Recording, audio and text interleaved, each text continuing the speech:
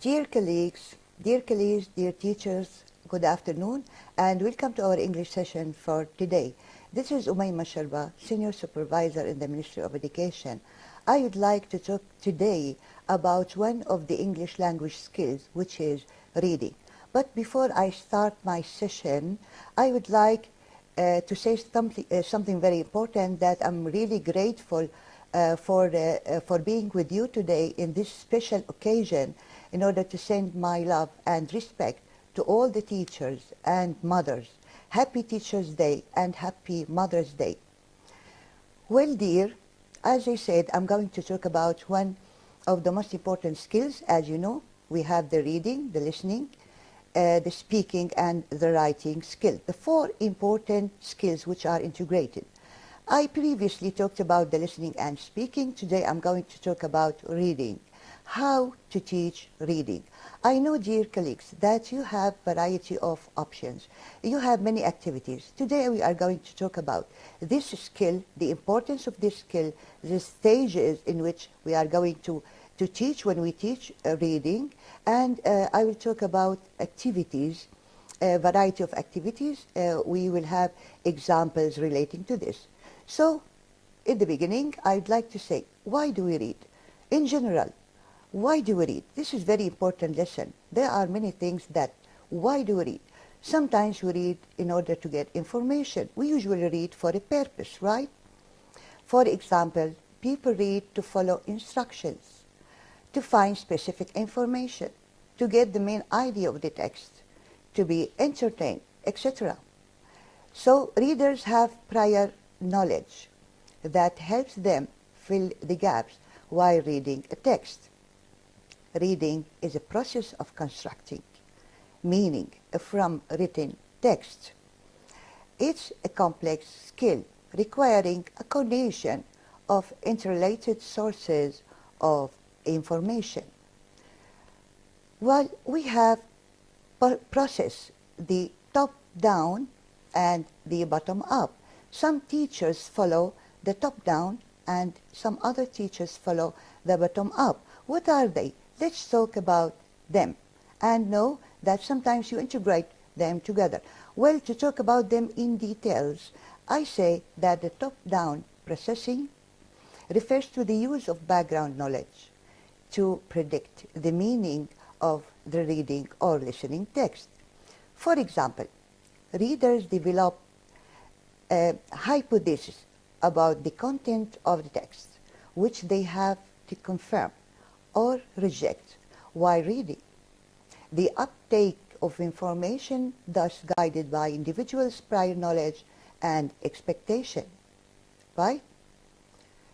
While the bottom up, so this I talked about the top down, but about the bottom up processing, however, relies on the actual words or sounds. That students construct meaning from the most basic units of language, including letters, letter cluster, and words. Well, teachers who encourage bottom-up processing emphasize the decoding skills. They are not concerned with the guiding learners, recognize what they as readers wrote to the understanding of the text. Well, to use the metaphor, I will give you an example in order to distinguish between the two processes, the top-down and the bottom-up. To use the metaphor of a word, with the top-down processing, you see as well as a whole, everything. You don't concentrate on details. You are not concerned with the different bricks that constitute the word.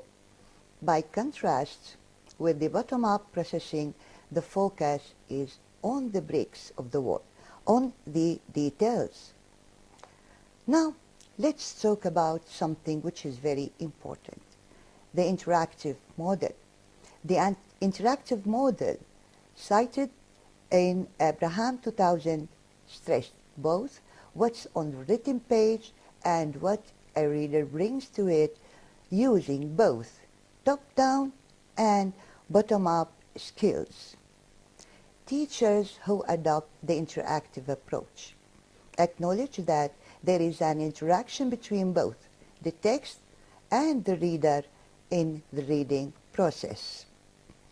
Well, when both top-down and bottom-up techniques are used consciously by learners, they become effective strategies to get the most of the text. Well, to talk about the intensive and extensive reading. I know, dear colleagues, that you know many things about what I have just mentioned, but if you have any information to add, if you want to say something, please call, don't hesitate. Now I will talk about the intensive and the extensive reading. What's the difference? What the meaning of intensive and extensive reading? A distinction is made in the literature between the two forms of reading, intensive and extensive reading. Intensive reading involves the deconstruction of a text. The aim is to get as much information as possible. By reading intensively, we are concerned with every detail related to the text. The learner is encouraged to deal with vocabulary and the grammar activities to get a closer understanding of the text. While extensive, on the other hand, extensive reading, however, refers to simply reading as much as possible, without concerning oneself with every detail. Occasional unknown words are not supposed to get too much attention because focus is on the overall meaning. That's to say, extensive readers look up words only when they deem it absolutely necessary to their understanding of the text. Now, let me talk about some other important points. The principle of teaching reading. What are they? I'm going to talk about them. Reading is a purposeful enterprise. Training student, it means training student, so for a purpose. Reading for a purpose is to training students to develop their reading skills should be done to fulfill a range of purposes. To search for specific information. We have them read in order to search for specific information through skimming and scanning activities. And here I'm going to talk about skimming and scanning in details later on. To learn and gain knowledge about different topics. To be entertained, to react to a text and have a say about its content. Now we have appropriateness of students' level, which is very important. Well, reading activities should be appropriate to students' level. Language proficiency. I can't give a student a difficult text in which he can't understand, so it should be appropriate. Teachers should use simplified texts that are slightly above their level, slightly, not very much. We have vocabulary knowledge, which is very important, their background. As far as vocabulary is concerned, students should, what should they do? They should read about 98% coverage of vocabulary in the text so that they can learn the remaining 2% guessing from the text itself. Well, what about integrating skills, integrative of skills? How? And now reading activities should integrate other skills. We cannot teach a skill without the other skills. When I have the reading, we have the listening, the speaking, and writing as well. So, reading activities should integrate other skills. Smooth incorporation of speaking, listening, and writing activities are highly advised. These activities should be assigned at the pre, while, and post-reading stages. And I told you in each skill we have these three important stages, the pre, the while, and the post stage. Now the reading skills. The focus should be also on developing reading skills, such as phonemic awareness, spelling practice, vocabulary learning, and grammar study. All the skills, right? Reading strategies. What are they? A reading strategies is conscious plan that good readers adopt to understand the text. By becoming aware of these purposeful strategies, learners may get full control of reading comprehension. Accordingly, teachers should train learners to acquire reading strategies such as previewing, setting a purpose, predicting, asking questions, connecting to background knowledge, paying attention to the text structure, guessing words from context, reflecting on the text and reading it. All of them. So, learners should acquire the reading strategies, such as following these. They have to do the preview, setting a purpose, predicting, asking questions, connecting to background knowledge, paying attention to the text structure, and guessing words from context and reflecting on the text and reacting to it. Text type. So we should be aware of text type. Gaining knowledge about text type is another area that learners should be trained at. They should be able to differentiate between kinds of text like emails, reports, stories, newspaper articles, scientific text, literary text, etc. What about reading a lot? Learners must be also encouraged to read a lot. Dear teachers, encourage your students to read. Encourage them to use their free time to read. To read when you follow them, you tell them what to read, guided reading. So extensive reading helps them become fluent and develop speed at reading different texts. A competency much needed for academic success and in students' future careers, right? Now, how to teach reading skills. As we talked about all of these things before, now let's talk about the reading skill. How to teach it. How to teach reading skill depends on which objectives the teacher aims at developing his or her students, the objectives, and on how lesson plans are structured. To this effect, teachers must take decisions about the objectives of their reading comprehension lessons. For example, the following objectives guide teachers in teaching reading skills. So, we will help you with these objectives. Do they read for gist? We have reading for gist. Reading for specific information. Teachers help their students read because they want to achieve these objectives. Reading for specific informations, reading for detailed comprehensions, developing speed reading, training learners on specific reading strategies, inferring meanings from the context, a combination of the above goals, all these goals. So here are the objectives beyond readings. Is it reading for a gist, reading for specific information, reading for detailed comprehensions, developing speed reading, training learners on specific reading strategies, inferring meanings from the context, or a combination of the above goals? Well, reading, now we will move. We have finished the objectives, we will move to the stages. How to teach reading relies on the way the lesson is structured.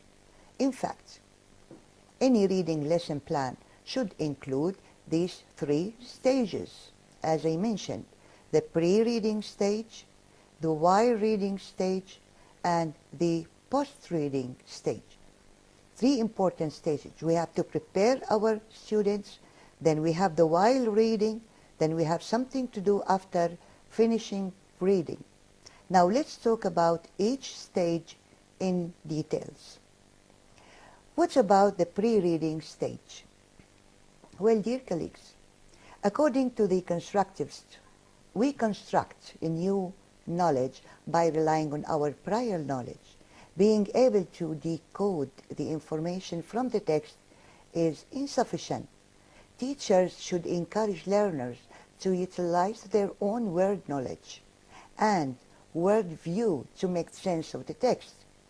This knowledge, which is often referred to as schema la above, is the essential condition for the process of construction of meanings. Okay, so we construct, we build first. What else? Pre-reading activities. Now we defined the pre-reading. What are the activities? Pre-reading activities are an essential part of the lesson, of the reading lesson, because of the following. Why are they important? The reading activities. Because this is pre-reading. Because they help students to be more prepared for what they are about to read. These activities help learners anticipate the topic of the reading. Formulating expectations about the content of the text help learners prepare themselves for the kind of language, vocabulary, and even grammar that might be used in the text. These activities create the need for reading the text to know more about a topic. By creating the need to learn more about the topic, these activities increase students' motivation. We attract their attention. We motivate our students. So the activities before reading, pre-reading activities in which we prepare our students, so they are very important. As I mentioned, according to the details I told you about just right now. Now, teachers must activate students' knowledge about the topic of the text they are about to read using the following activities. So how to activate our students' knowledge? We have these activities. What are they? Let's talk about them. Brainstorming. Brainstorming is very important. You know, in the pre-reading stage, we have brainstorming. This may be done following this process. How to make the brainstorming. We follow this process. In groups, students brainstorm ideas relating to the topic of the text. All members of the groups contribute to the generation of ideas about the topic. So we have groups, and all the groups contribute to the generation of ideas about the topic. All ideas are to be accepted by teachers. The teacher sets a time for the brainstorming process. After generating enough ideas, groups organize their ideas and form sentences. Finally, they share their ideas with the whole class. So, this process, brainstorming is done by this process. So, in groups, we have student brainstorming ideas. All members of the group contribute the ideas. They have the topics. All ideas are to be accepted, and we have time to finish it. This procedure can also be done as a whole class activity. This may be done as follows. When teacher prepares in the class, when the teacher prepares contrasting opinion about the topic or the text, or simply provides a quote relating to the topic of the reading. Students work in groups to discuss and react to these opinions or quotes. Then They write a short report to be read by the representative of each group. Groups react to each other's opinions. Okay? This brainstorming could be done in the class as classroom activities, as I mentioned. Well, we have another method, which is, or another activity, discussion. So the first one was brainstorming. Now it's about the discussion. As I said, here is how also we have the pictures. When we have pictures, here is how pictures can be used as a pre-reading activity. The teacher provides pictures related to the topic or the text. In groups, the students work together to make sense of the pictures and guess what the text will be about. The representative of each group takes turn presenting their ideas. What else? Another alternative would be to provide a series of pictures representing series of events in the text. Not only one picture, series. Okay? The students work in groups to put the events in the correct order. So they put the events in the correct order and they form maybe a story. Then they try to write a short paragraph. So when they rearrange, they try to write a short paragraph about what they think the text will be about. Well, we have another method, which is Pictionary. It's to prepare students for the topic and vocabulary of the reading activity. Teacher may use the Pictionary activity. The teacher creates a list of vocabulary terms or concepts relevant to the current topic or unit. The teacher asks one The teacher asks one student from each group to come to the board. The student gets secretly the first word or concept from the teacher. The student draws a picture representing the term or concept. The teacher sets a short amount of time for the students' group to guess the word or concept. When their group correctly identifies the word or concept within time limit, they get the point. Interesting activity, right? What else? We have predicting. This is all done in the pre-reading stage. What about predicting? The teacher can prepare the learners to predict what the text will be about using different elements of the text. The teacher raises the student's attention or the learner's attention to only the title. Sometimes the title, the teacher gives his students the title and have them predict about it. The subheadings or the subheadings, not only the title but also the subheadings, or pictures or illustration accompanying the text. They have a discussion in groups to predict the topic. Groups report their prediction. We have another activity which is cloud of words. This is an excellent activity to prepare students for the topic of the text and the vocabulary they are going to encounter. The teacher provides the title of the text. The learners work together in groups to make guesses about the topic. Then the teacher provides a cloud of scattered words, relevant and irrelevant words to the text.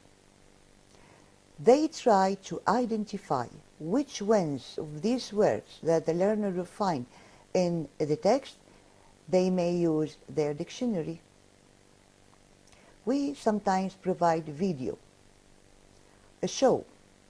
Videos are an excellent tool to create a context for the reading activity, to bridge the gap between the listening, the writing, the speaking and reading skills. And here, by using this tool, we encourage our students to integrate. We have the integration teaching, all the skills, listening, speaking, reading, and writing. We choose, as teachers, we choose a short video related to the topic of the reading. We set a purpose for students while they are watching the video. For example, we ask our students a focus question or ask them to complete a chart while they are watching video. After watching the video, students work in groups to agree on their answers. Well, we have finished talking about the pre-reading with all its activities, all its importance. We have many things to do before a student starts reading. Now I move on to the next step, which is the while reading stage. The while reading activities, they are activities that help students focus on text features and its comprehension. In addition to guiding students toward a better understanding of the text, these activities aim at. So these activities have an aim. What is it? Connecting students' prior knowledge with the content of the reading. Helping them gain a new knowledge. Training them to deal with similar texts in the future. The following are a few examples of while reading activities. What are they? Skimming. I said previously that I'm going to talk about skimming and scanning in details. Now what's skimming? Which is one of the activities teachers should use while reading text. Skimming the text to check predictions of a while reading activity. That's an extension of some pre-reading activities. Skimming can be defined as reading text quickly, without focusing on details, to get the general idea of the passage. Students don't have to read everything. Skimming involves, among other things, what are they? Reading the title, the heading, and the subheadings. Reading the introduction, or the first paragraph. Reading the topic sentence of each paragraph. Looking at picture, charts, or graphs. Paying attention to italicized or bold-faced words or phrases. Reading the concluding paragraph. So here I talked about skimming. It's while reading. It's done while reading, okay? And it involves all of these things. Maybe it involves reading the title, the introduction, the topic sentence in each paragraph, or looking at the picture, looking at the picture, charts or graphs, paying attention to the words and phrases, the conclusion. Now, let's move to scanning. We talked about skimming. Now, scanning. What does it mean? Scanning refers to reading in order to find specific information, such as name, a date, or a number. This is a technique used when one is interested in finding specific information quickly. As a teacher, you may want to ask your students to scan a text to find answers to a specific question or specific questions, right?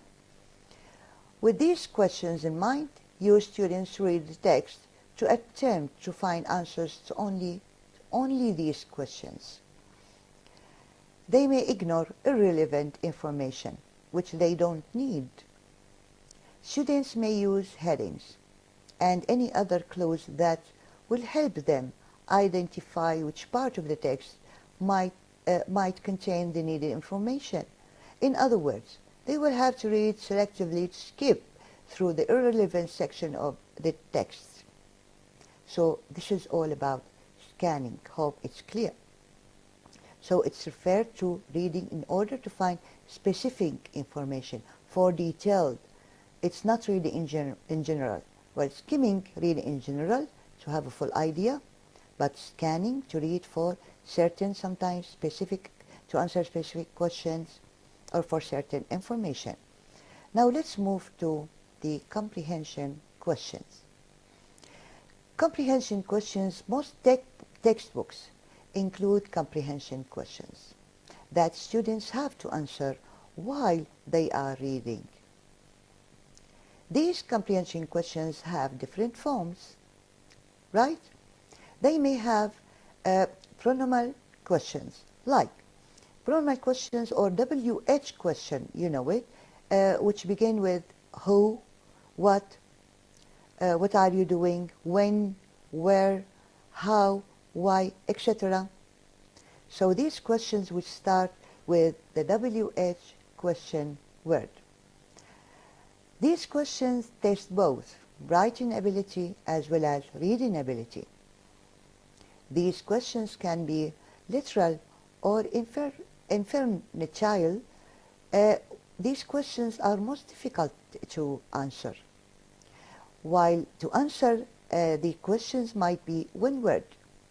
To answer such questions might be one word or a phrase or full sentence. What's your profession? I'll give you an example. What's your profession? I say, teacher. This is short answer. What do you do? Well, I work in this school. I am a teacher, you know. So sometimes the answer is one word or a phrase or full sentence. If the aim of the teacher is to test comprehension, spelling mistakes as well as grammar mistakes may be tolerated. Well, we have the commands. What's about them? Instead of questions, students answer commands such as, I will give you examples. Identify, when they identify. Circle, when they have multiple choice or multiple answer. Multiple choice, they have to circle the correct one. When they, or underline, when students should underline, or describe, or explain, etc. Many commands, okay? We tell them, this is the command. I tell my students as a teacher, identify, circle, underline, describe, explain, do something. Now to talk about the yes and no question, which is another type of question concerning with the reading. You know, the yes and no question require short answers. These types of questions are easy to answer and don't require high level of writing proficiency skills. Learners have 50% chance of getting the correct answer. Maybe yes or no, okay? So they are easier for our students. Another thing, which is the false, true and false statements. It's like yes and no questions. There is a 50% chance of getting the correct answer in true and false exercise. Learners decide whether each sentence is true or false according to the text. They may be asked to justify their answers from the text. Not only answer true or false, justify your answer. Explain why. If you say no or it's a false answer, you have to say why. Sometimes you correct it. The learners may be asked to rewrite the false sentences, making necessary changes to make them true, to correct the wrong answers, okay? To correct the false statements. 4 choices are provided, so the learner has 25% chance of getting it right. This exercise is difficult to make, which is the multiple choice questions, as I said. So the student faces 4 choices, 4 options. They are provided, 4 choices are provided, so the learner has 25% chance of getting it right. This exercise is difficult to make. It's difficult to be constructed. It's difficult to make, but it's easy to correct. The incorrect choices must be possible, partly correct, and not stupid.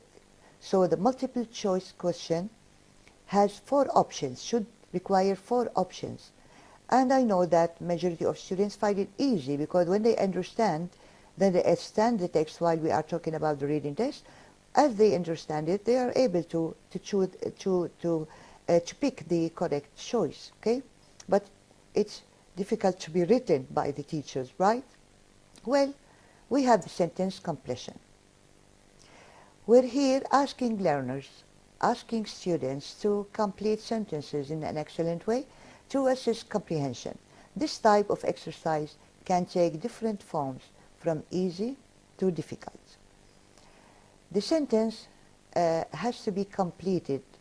The sentence to be completed can be taken as it's from the passage, and the missing words may be copied from the text, or the students must use their vocabulary knowledge to complete the sentence and to give it the full meaning.